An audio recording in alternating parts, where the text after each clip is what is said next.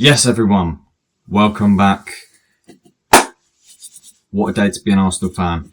Liverpool have dropped points against Chelsea, and Arsenal won. Arsenal actually won. 2-0 against West Ham. A very, very good display, which is what we're going to be talking about today. But the big moment, big moment, because Chelsea just won against Liverpool at the Bridge. I'm very, very happy, of course, because that means Arsenal are now top of the Premier League, 2 points clear of Liverpool. It's good to see. But it is early days, but it is good to see. I was quite happy with the selection that Mikel Arteta actually put out today against West Ham. Seeing both Odegaard and Eze start brought tears to my eyes, because he's finally listening to the critics. He's listening to people. Not just the fan base, but he's also listening to, the media and stuff like that have criticised him for being more of a defensive style.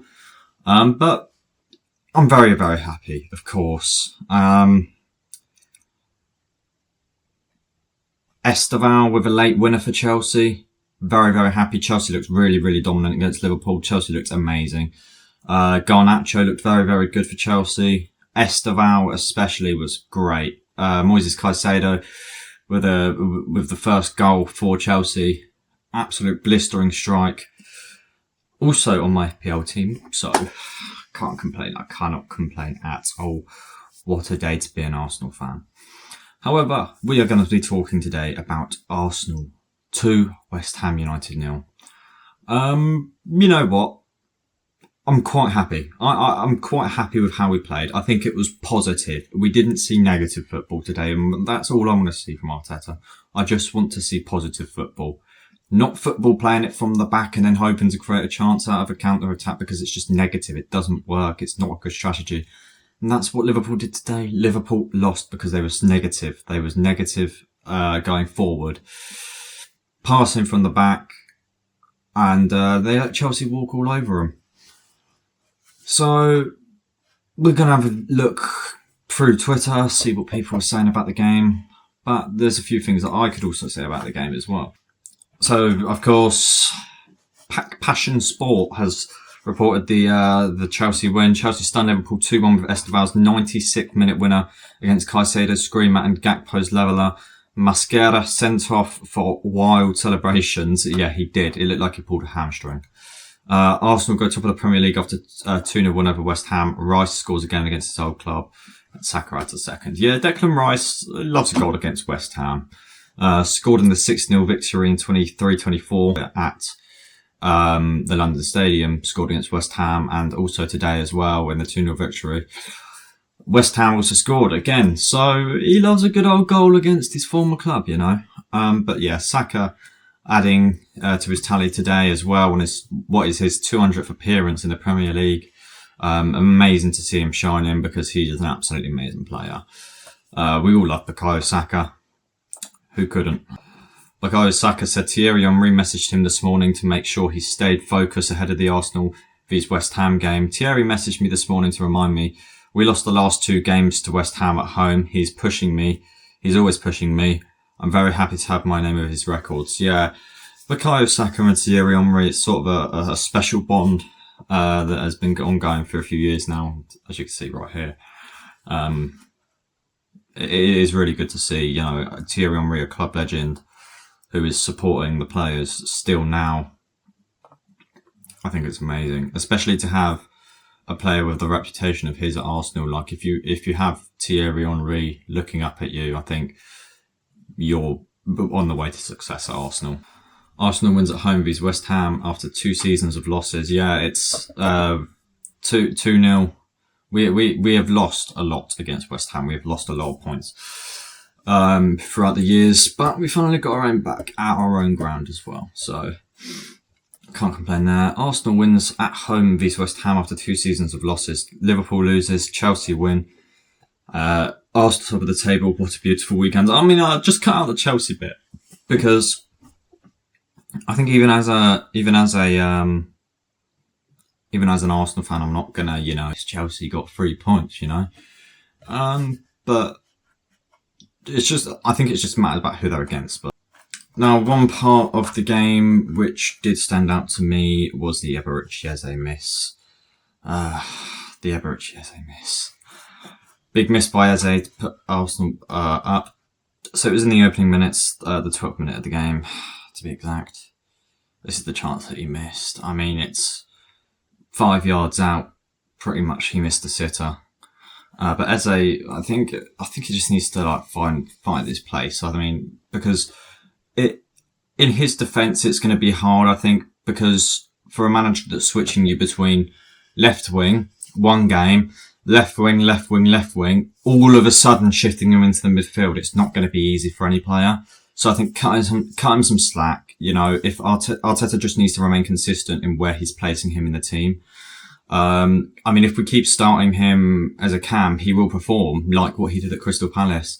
If you play him as a left winger, he's not actually a designated left winger. He is a number 10, which is what Eberechi is. So I think playing him as a number 10 is where you're going to get the best out of him, but you have to be consistent with the selection of him. We can't keep, shifting him back and forth. Give him one designated position. Don't keep trying to play him on the left and go into January and buy a new left winger, because I definitely think that's what we need. Realistically, Gabriel Martinelli isn't a starter. He isn't good starting anymore. Leandro Trossard is not a starter. He also proved that again today. I mean, we can't. I'm not gonna criticize Trossard. I'm not gonna criticize Trossard, but it wasn't the greatest. It was not the greatest at all. That should be it. That should be in the back of the net. It's right in front of you. All you got to do, put there, straight into the top there, or even at the top right hand side. This is Cole Palmer and Esteval after the game today. Amazing to see. Absolutely brilliant to see. Esteval deserves it. A very, very young talent. I think he's been amazing for Chelsea so far. And I think he's got a very, very big potential to be a very good player for Chelsea. So fair play to them for signing him, because they have an unbelievable player on their hands. Martin Odegaard's rotten luck with injuries this season continues. It's the Arsenal captain's third issue of the campaign already. Yeah, he's been substituted off 3 times in the first half this season due to an injury. His 2 of them were about I think it was his elbow that he actually suffered an injury from. But today it looked to be a foot issue that he was struggling by from a challenge.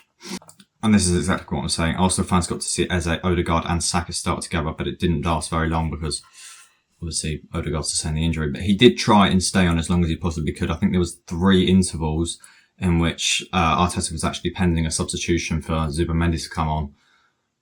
But Odegaard kept going, no, I'll be fine. And then eventually he couldn't. So he did have to come off. But Zubimendi performed well. So and we still got the win at the end of the day. And here actually are the timestamps as well. 38th minute against Leeds United. 18th minute against Nottingham Forest. And the 30th minute beats West Ham. Martin Odegaard is the first player in Premier League history to be substituted before the first half in 3 consecutive league starts. That's, why are people making stats out of a player getting injured though? What is this, a new record or something? I don't. And then player ratings. Let's just have a little view through this. Payne in the Arsenal says, well, let's have a look at these ratings then. David Roy 6 out of 10, very little to do, as West Ham sat quite deep and looked to counter-attack. Almost embarrassed when a speculative effort from the left almost sailed over his head here. He didn't have much to do. Jurrien Timber 8 out of 10, another good performance from the Dutch wing-back, who was impressive at both ends of the pitch. He's strong running into the box and Arsenal the penalty from which Saka scored.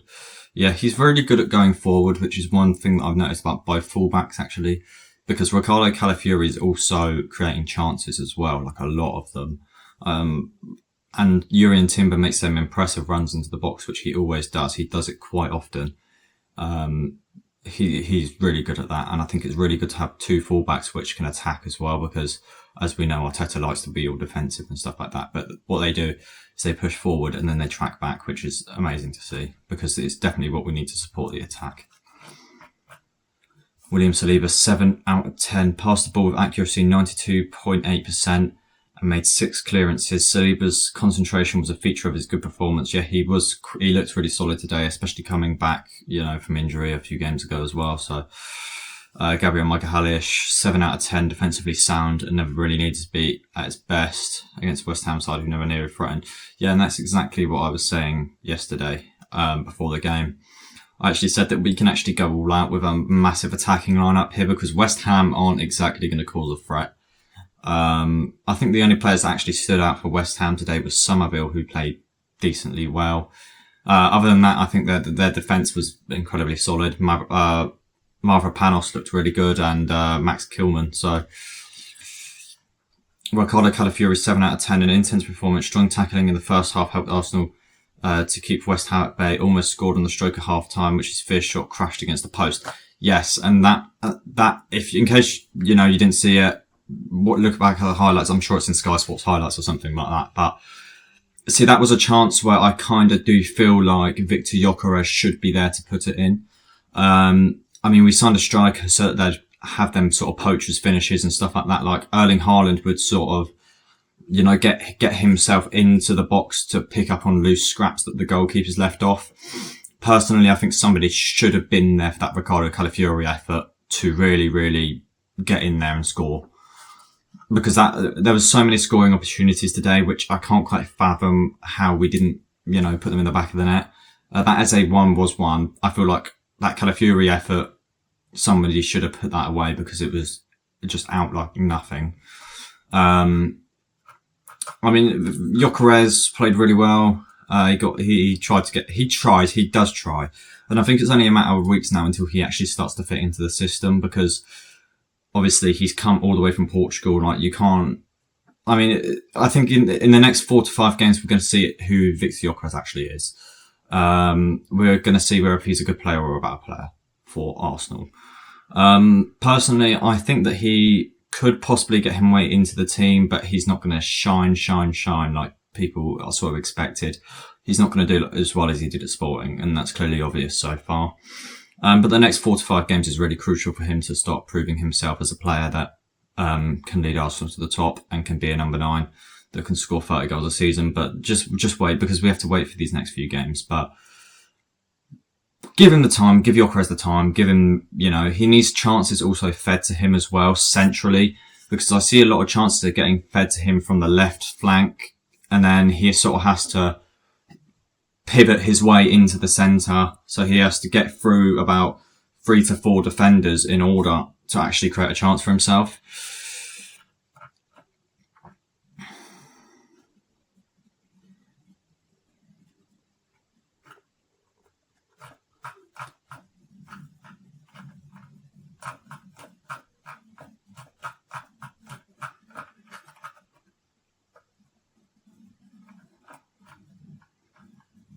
But yeah, we are top of the Premier League. Very, very happy. It's a great day to be an Arsenal fan. But yeah, let's just keep up this consistency now. Liverpool have lost. Our next few games will be crucial. They are massive. Just like any game, every single game is crucial. We have to go into these with the mentality that we want to win. We can't keep going to stadiums thinking, oh yeah, sod it, let's get a draw here. We can't keep doing that. We have to try and aim for a win. Against City, as I said, it did almost look like that we went